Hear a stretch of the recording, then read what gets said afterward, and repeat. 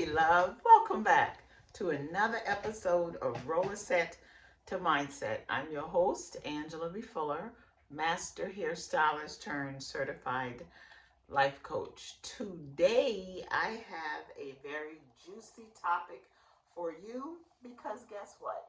It is the month of March and it is Women's History Month. And I think we could just run this through the entire year because it's so much when it comes to women, our history, our contribution to this world, to making this world a better place, to making this world what it is. And I am all for paying homage to the women that have gone before us.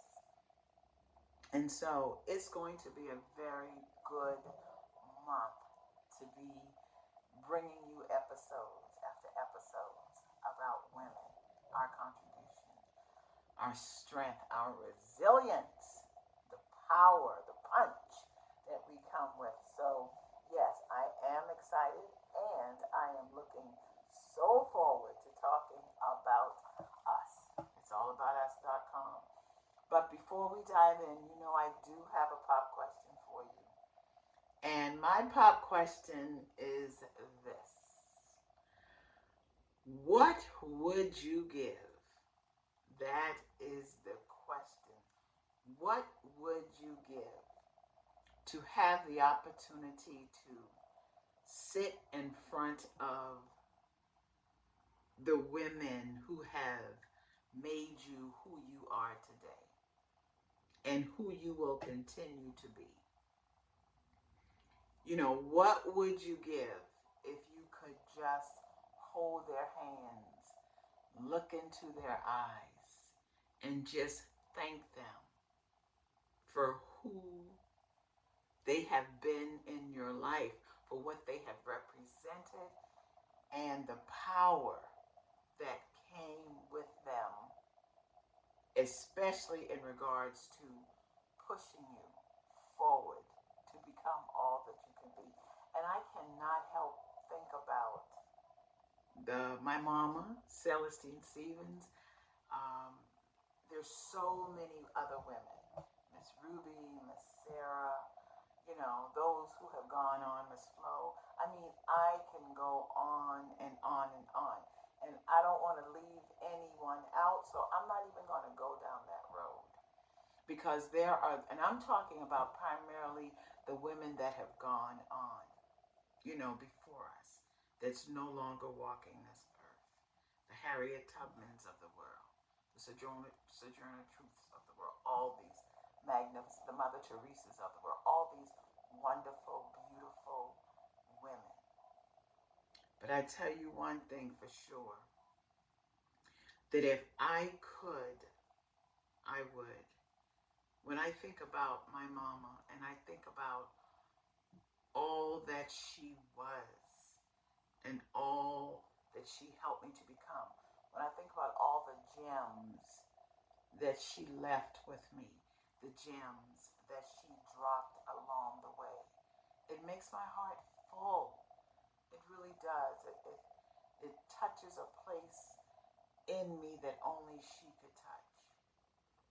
The things that she taught me that I now see, that I couldn't see then, but I now see. And being a mom, and being a better sister, and being a better friend, a better teacher.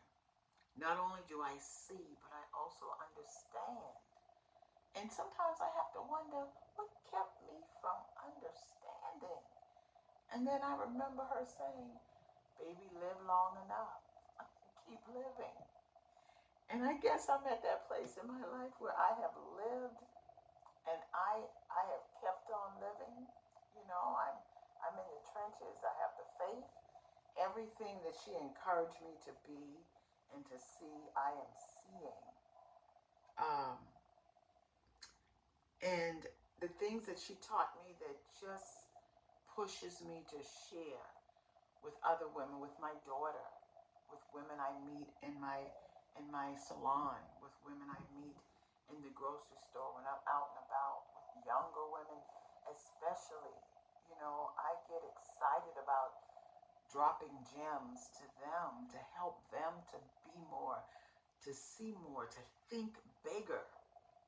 Now I understand why my mama taught me what she taught me, because she knew that it wasn't just for me, but it was for the encounters that I would have.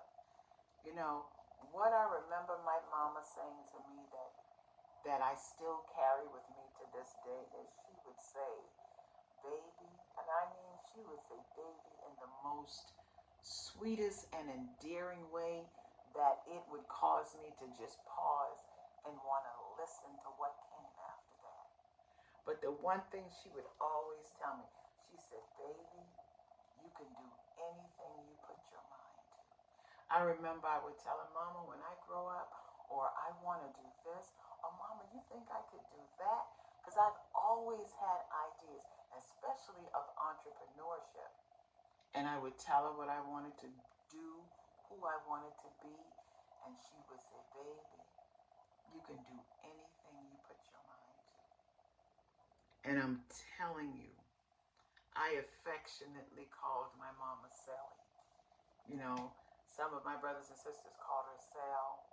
My youngest brother Maurice called her Sal all the time.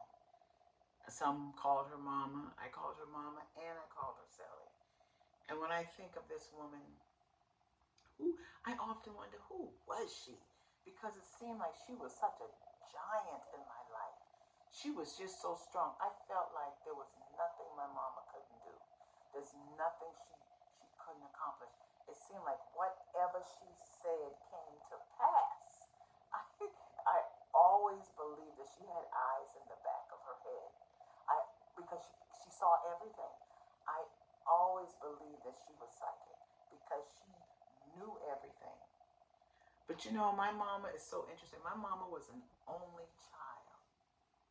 And she was the only child that didn't have the smoothest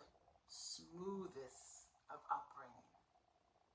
And I think that is what made her so compassionate and so strong as a woman, as a young woman. And then as the woman I've known her, always my mama. She always seemed like she was big mama to me. I just couldn't imagine her being a little girl. But I know that she was an only child. And she was a giver. I've known my mama just to give. She would get everything. She would give the shirt off her back. If there was food in our house, she made sure not only did we eat, but our friends ate. And I'm telling you, she did more with a third grade education than many of us do with a PhD. Now, come on now. That took a lot of common sense. That took a lot of intuition. That took a lot of praying. That took a lot of calling on God, calling on the Lord, praying on her knees. I remember I would see her many nights on her knees, just praying. I witnessed that as a little girl. So she was definitely a woman of faith. And you talk about courageous? Man, my mama was brave. I remember back in the day, there was a strike at MUSC Hospital here in Charleston, and my mama crossed that line. There were workers striking, and I don't know what they were striking for. I don't even think she knew. And frankly, she didn't care. She said, you all can strike all you want, but I'm going to cross this line and I'm going to get this job because I got to feed my children. That's how brave she was. That's how much she loved her children. And I'm going to tell you, when there was the unexpected death of my father, my mom was a smart woman. What she did was she took the insurance money and she bought a 2-family home, which she knew that if she had this 2-family home, that and she rented the upstairs while we lived downstairs, that would allow her to pay her mortgage, and that is what she did. And to this day, the house is still standing, and standing in magnificent shape. I got to pay homage to my brother Maurice for the tenacity at a young age that he took on to ensure that this house that we are currently living in, he renovated this home. He promised my mom that he would do everything in his power to keep it in the family, and that he has done. So I gotta pay homage to him and my sister-in-law Violet, two courageous people, two courageous people. And I'm gonna tell you, my mama she couldn't have been no more than 5'2", y'all. And then I think I'm giving her the 2 inches. Maybe 5 feet 2 inches tall, max. But let me tell you, I had 5 brothers, and listened. She handled her boys. I remember many a day she had my brothers shaking in their boots because she didn't play with them.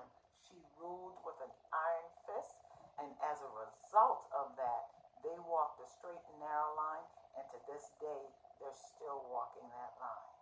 So my mama, she came with it, honey. She came with power, and when she spoke, all of us listened.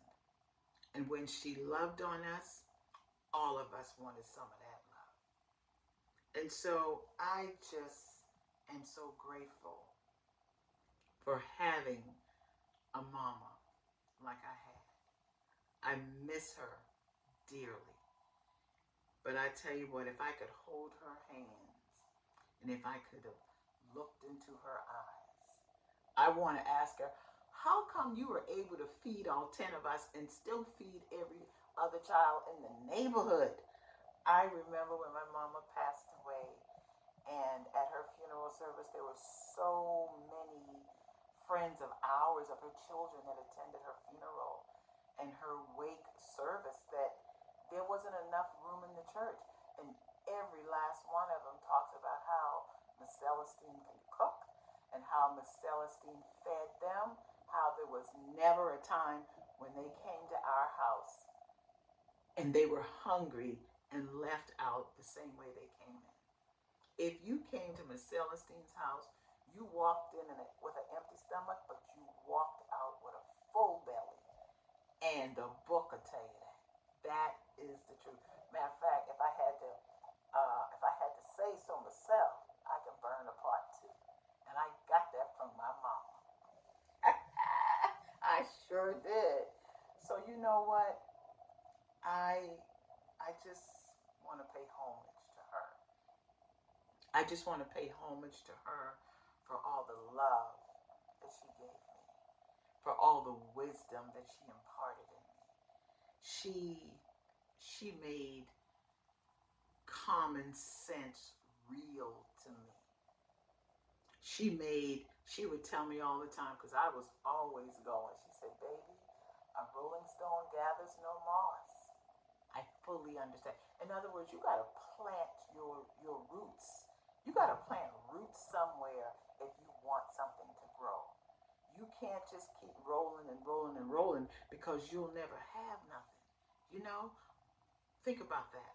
A rolling stone gathers no moss. You've got to sit somewhere, sit still for a minute, so you can develop something. And you can allow something to take root and grow. And every time I allow fear or imposter syndrome or a little bit of disbelief or self-doubt to creep in, all I got to do is remember what my mama said. She would say, baby, you can do anything you put your mind to. I just want to thank her for believing in me and for teaching me with her words and her actions how to become. And I can only hope that I can become half of the woman that she became. I love you, Sally. I love you, Mom. I'll talk to you also. Bye.